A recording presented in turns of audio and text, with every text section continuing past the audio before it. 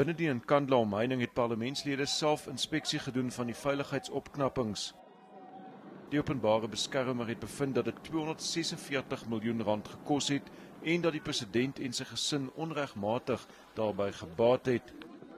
Zuma moet volgens Thuli Madonsela minstens 'n deel daarvan terugbetaal. Die parlementslede was verbaas oor die omvang van die besteding.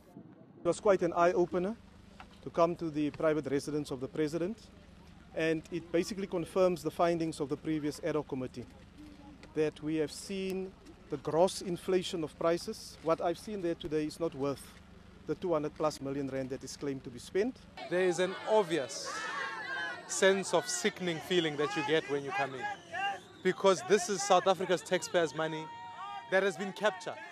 What had happened here is that in defense of one person, we traded off the priorities. We took money, we took the police, we built a high security class for one person, while South Africans already have other presidential residents.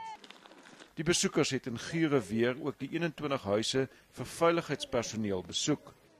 Dit het elk meer as 6 miljoen rand gekos, maar net enkeles word bewoon. Langsaan is 'n helikopterlandingsplek. Daar is ook 'n kliniek. Dis glo van kritieke belang vir die weermag en word gebruik om soldate van basisse in die omgewing te behandel. Volgens hulle is dit nie deel van die president se Nkandla kompleks nie. Die polisie moes bond staan toe ondersteuners van die ANC en die DA wat buite die perseel vergader het, mekaar wou toetakel. Die ANC-lede het slagspreuke geskree om president Jacob Zuma op te hemel en beswaar gemaak teen die teenwoordigheid van die DA.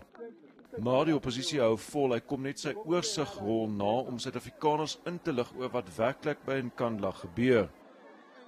Die parlementslede gaan môre hulle besoek aan Nkandla bespreek. Hulle sal daarna besluit of hulle die minister van polisie se omstrede verslag gaan aanvaar en sy bevinding dat die president niks hoef terug te betaal nie.